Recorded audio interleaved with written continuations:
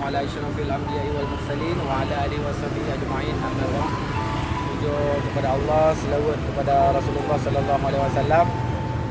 Alhamdulillah, ni urangnya kamu dari tim YouTube Ahmada Studio beserta didampingi oleh Imam Aceh Utara Ikatan Muslimin Aceh Berdaulat melakukan penyerahan sumbangan yang kamu kutip dalam padu-padu muronyo yang insyaAllah yang akan terkumpul sekitar 10 juta serta 20 ribu.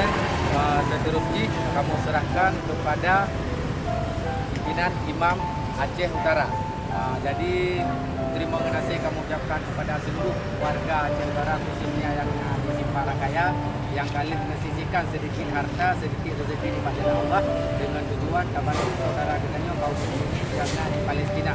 Semoga dengan bantuan daripada kitanya bermandu, kita lagi insya Allah dapat meringankan beban saudara-saudara kitanya dan saudara kitanya yang di Palestina lebih ketabahan dalam menghadapi cobaan yang lagi berupa. Jadi dari kamu hanya sekian. Wabillahi taufiq wal hidayah. Assalamualaikum warahmatullahi wabarakatuh. Assalamualaikum warahmatullahi wabarakatuh. Alhamdulillah, puji Allah, selawat kepada Nabi. Mengenasih kami ucapkan kepada seluruh kru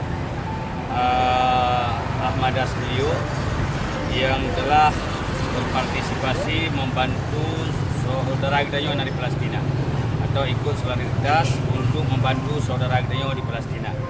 Alhamdulillah, apa yang kami kumpul daripada masyarakat Aceh Utara, khususnya sekitar Simpang Rakaya, Kecamatan Tanah Luas, mudah-mudahan dibalas oleh Allah dengan balasan yang berlipat ganda. Yang kami serah kepada kamu berupa dana 10 juta serta 20 ribu kamu terima dengan Imam Ikatan Muslimin Aceh Berdaulat, dan akan kamu sampaikan kepada yang berhak, yaitu di Palestina.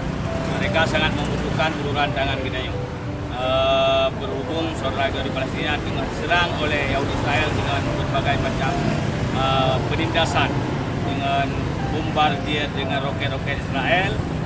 Di samping kita doakan kita agar Yahudi Israel hancur oleh Allah dan beri pertolongan kepada saudara Palestina, kita di Palestina, dan juga tak kirim ala kadar bantuan yang mudah untuk memanfaatkan di saudara di Palestina, baik untuk kemanusiaan, untuk obat-obatan, atau untuk kebutuhan perlengkapan dalam melawan Israel. Sekian, Assalamualaikum warahmatullahi wabarakatuh.